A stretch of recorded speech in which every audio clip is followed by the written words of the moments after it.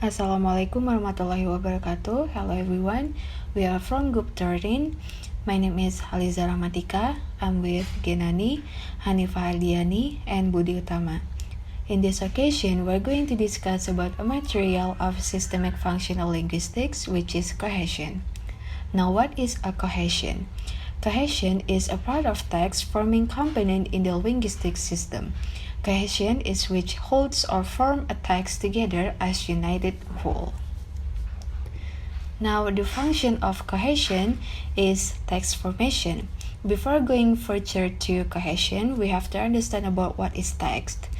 As defined, text is a unified whole of linguistic items. This unity of text as a semantic whole is source for the concept of cohesion. Text in linguistics refers to any passage spoken written of whatever length that forms a unified whole. And there are certain objective factors involved that constitute a text, or in this case, constituents of text. There are texture, ties, and cohesion.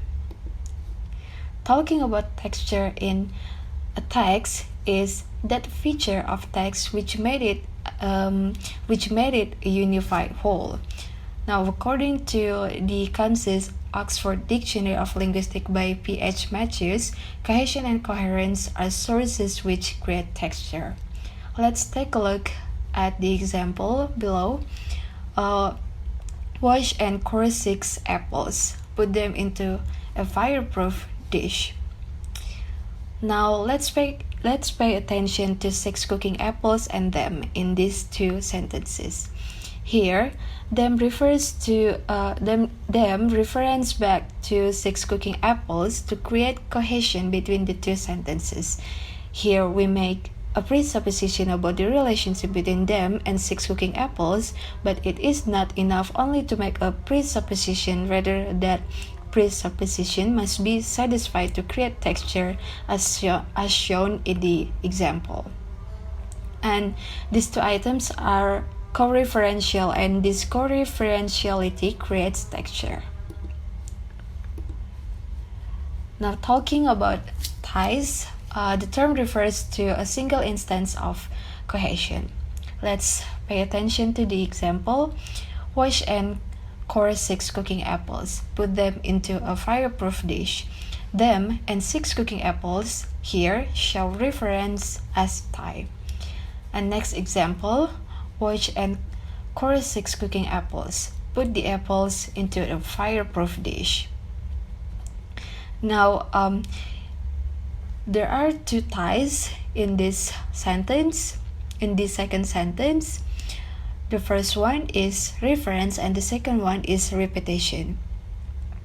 Cohesive analysis of text is made in terms of tie for a systematic account of its patterns, which are a source for texture. Onward, we will use the term cohesive tie in place of tie.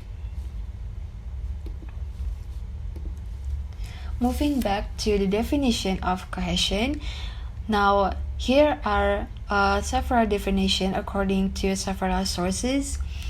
Cohesion is a part of text forming component in the linguistic system, as what has been mentioned before, and based on the Kansas Oxford Dictionary of Linguistics by P.H. Matthews, 1997, defines cohesion in terms of syntactic unit or sentence.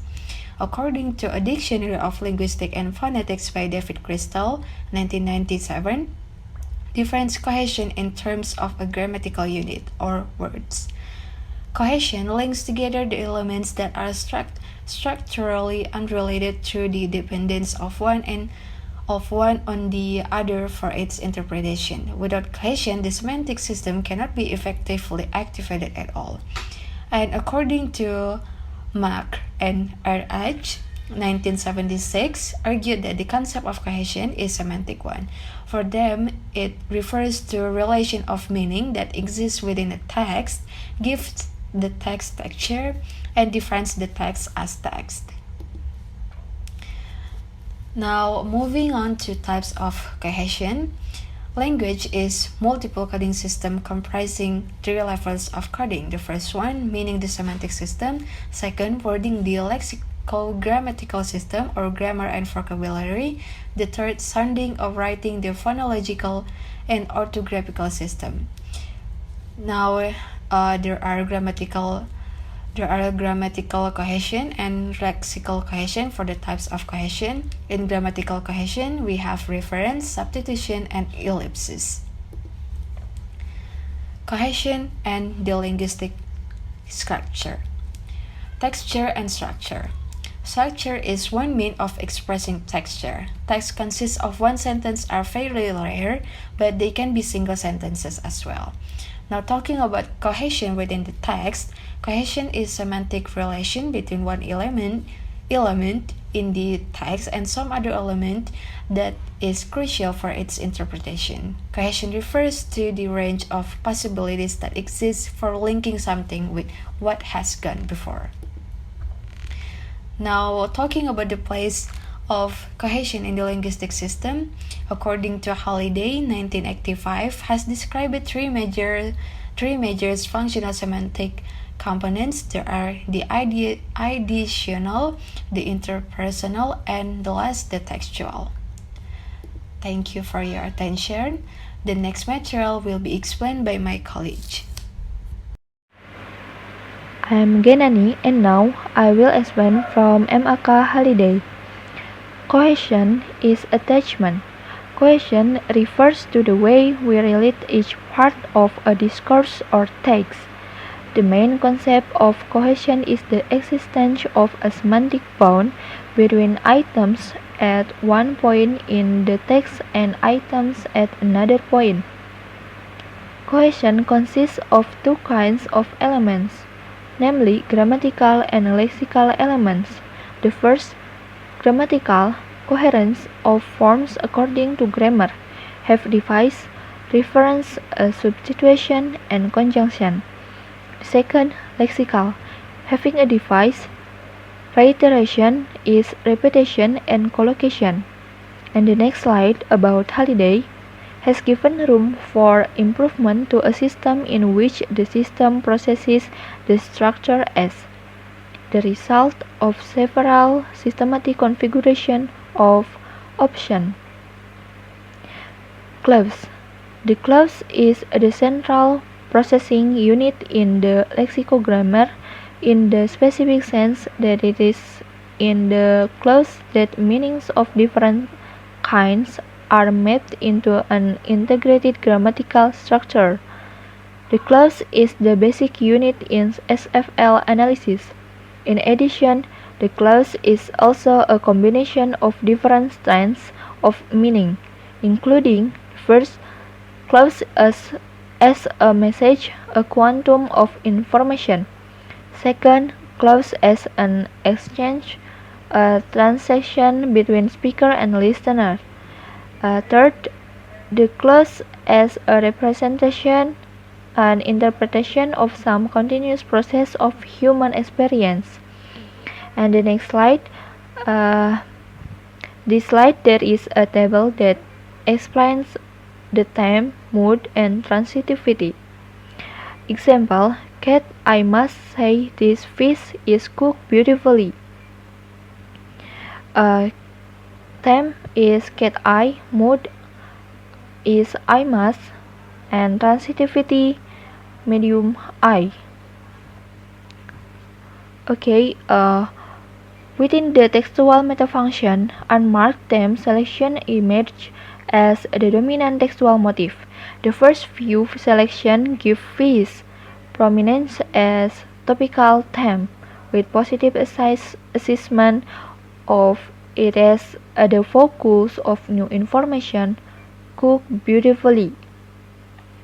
Courage then returns to the topic of fish, which is repeat once, then suspended for two clauses, where the pen is given thematic status, and finally reinforced by courage again. The nation of fish thus emerged as the dominant topical theme in the space of the conversation. In interpersonal metafunction, Cage begins by contributing proposition around fish dish grammatically, namely subject, and structural analysis of the clause. Theme is something that is being discussed or an element that is placed at the beginning of a clause. Second, mood. Mood is the first element in an interpersonal component. In a mood, there is a subject and a finite. The subject is usually marked by a nominal group, which is the main role in a clause there is a nominal group. And second, finite is the second element of the mood element. Shows a time grammatically called primary tense and can also be called modality. The genetic logo pattern involves selection in the main system of clauses. Such a pattern arises from successive selection in the lexicogrammatical system. There is metafunction. In the metafunction, there is logical, textual, interpersonal, and experimental. And the second is unit. There is clause and unit info. And third, there is system. And the last, logogenetic pattern. Thank you. Okay, Assalamualaikum warahmatullahi wabarakatuh. My name is Hanifah Ardiani, and here I will continue the presentation of cohesion by Gerard Wicknell. According to Gerard Wicknell, cohesion refers to the resources within language that provide continuity in a text, over and above that provided by clause structure and clause complexes. Hence, cohesive relations are non-structural relations which work to help the text hang together. We shall be looking at three of these kinds of relationship in this chapter, like reference, lexical cohesion, and conjunction. Okay, reference. Reference refers to a system which introduce and track the identity of participants through text. It is related to textual meaning and thus to mode. We find very different patterns between spoken and written text, and these differences are accentuated the more written the text is. If we come across, say, the word it in the text, we cannot identify what it is from that pronoun alone. We have to look elsewhere in the text or in the context to find the identity of it. Systems of reference allows us to track participants through text and to see where they have come from. We can find what are called chains in text, and this to show how participants can be tracked through the text. We will look briefly at two aspects of reference, like systems of reference and retrieval. Systems of reference. There are three main distinctions to make here. Whether the first is participant is being mentioned for the first time in the text, presenting reference, or whether it is a subsequent mention or presuming reference. The second is reference is to a generic class or to a specific individual. And the third is reference is comparative or not. Then retrieval. In tracking who is who and what is what in a text, we use systems of retrieval. If we take example above, we retrieve the identity of they by looking back in the text to the reference for the pronoun, and we find snakes. This is known as anaphora. This is one of a number of types of fora. We can look at this by going back to the ideas of the context of culture and situation. We can retrieve the identity of a participant in several possible ways, either by reference to the context of culture or situation, or from within the text or outside it. Retrieval through the context of culture is known as homophora. This cultural context is not defined by size. It can refer to a whole culture, such as all the speakers of a language, or to a culture consisting of a couple of people. For example, when I woke up this morning, the sun was shining. In this text, retrieve the identity of the son through cultural knowledge. No one would ask which son. Or taking a smaller culture, if one of the people asks, "Have you fed the cat yet?" I mean, this is like another example. The identity of the cats retrieved through cultural knowledge and is not in question. And we go to another example again, like that koala over there is really sleepy. To identify that koala over there, we would have to be in the context. This type of reference is very common in spoken text, where the context can be used to refer to and there is opportunity to check or confirm identity. It does not work so well in written text where such contextual information is not available. Now, reference patterns of spoken language are often a feature of writing in like young children, because young children usually find it very difficult to record and even to someone who wasn't there, because they need to study to and it's still innocent people. Okay, so I think that's all for me. The next slide will be presented or will be explanation by my friend. Thank you. Assalamualaikum warahmatullahi wabarakatuh. My name is Budi Utama and I'm here about to explain about cohesion and coherence from according to Geoff Thompson.